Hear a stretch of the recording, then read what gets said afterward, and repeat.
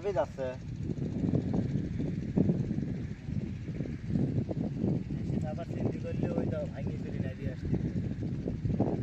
কত বেশি চলে যাবেন তো রে।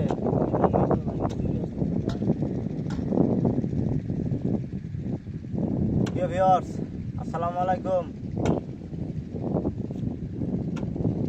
আজকের ভিডিওতে আপনাদেরকে আজকে দেখাবো ক্ষীরের জমিতে সেচ প্রক্রিয়া। কারণ এই সেচের মধ্যে কিন্তু অনেক কিছু লুকায় আছে। যেমন আপনার সেচটা কম বেশি হলে বীজটা পচে যাওয়ার সম্ভাবনা থাকে অনেক বেশি। এবছরে আপনার আমাদের এই বিলেই অনেক মানুষ ক্ষীরে লাগাইছে, লাগানোর পরে আপনার বীজগুলো পচে গেছে, কারোর গাছ বাইর হয় নাই। মানে এই বিষয়টা নিয়ে অনেকেই মনে করেন যে দুশ্চিন্তার মধ্যে আছে যে বীজটা কেন বাইর হইল না। অনেকেই বীজের দোষ দিচ্ছে, দোকানদারের দোষ দিচ্ছে, কোম্পানির দোষ দিচ্ছে। তো ভিউয়ার্স, আমি যেটা মনে করি, আমার এই চাষাবাদের এক্সপিরিয়েন্স থেকে, অভিজ্ঞতা থেকে যেটা মনে করি, সেটা হচ্ছে মূলত সেচ প্রক্রিয়াটা হচ্ছে আপনার এই ক্ষীরে চাষের মূল কিন্তু কেন্দ্রবিন্দু। যদি আপনি গাছটা জন্মাতে না পারেন তাহলে কিন্তু ক্ষীরে এখানে আপনার হবে না।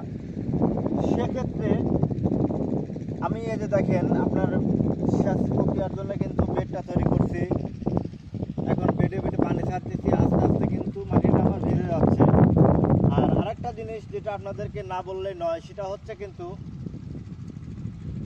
আপনার যে বীজটা আপনারা মাটিতে বপন করবেন, লাগানোর পরে যে সেচটা দিবেন, সেচটা তো আছেই। আরেকটা কথা হচ্ছে, সেটা হচ্ছে অনেকেই বীজে ভিজায় রাখার পরে জমিতে লাগাইছে, লাগানোর পরে কিন্তু সেচটা দেওয়ার পরে কিন্তু বীজটা পচিছে। দোষটা কিন্তু নিজে নিচ্ছে না, দিচ্ছে কারে? বীজ কোম্পানিকে। সেক্ষেত্রে অবশ্যই ভিউয়ার্স, আপনাদের মাথায় রাখতে হবে যে বীজটা যখন আপনি 24 ঘন্টা ভেজাবেন কি 12 ঘন্টা ভেজাবেন, ভেজানোর পরে কিন্তু আপনার জমিতে সেচ দেওয়া যাবে না। সেচ দিলে কিন্তু বীজটা পচন লাগবে। তো অবশ্যই আপনারা শুকনা বীজ জমিতে বপন করবেন, যেভাবে আমি বপন করছি আপনাদেরকে দেখাইছি, সেভাবে আপনারা কার্যক্রমগুলো করেন। ইনশাল্লাহ আপনাদের রেজাল্ট ভালো হবে। আর আপনাদের সবসময় কিন্তু আমি বলি যে আমার ভিডিওগুলো আপনারা দেখলে আপনারা এর মধ্যে থেকে কিছু না কিছু শিখতে পারবেন। আমার ভিডিওগুলো অবশ্যই আমি আপনাদেরকে শেখার জন্য কিন্তু আপলোড দিই। সেক্ষেত্রে অবশ্যই ভিডিওগুলো দেখেন ভিউয়ার্স। আর মাথায় রাখবেন, সেচটা যেন শুকনা বীজের উপর হয়। ভেজা বীজ যখন আপনি জমিতে বপন করবেন তখন সেচের প্রয়োজন নেই, তখন আপনি হাত সেচ দিয়ে গাছটাকে বাইর করতে হবে। তারপরে যে আপনার পরবর্তী যে কাজগুলো আছে সেগুলো আপনারা সঠিকভাবে পরিচর্যা করবেন।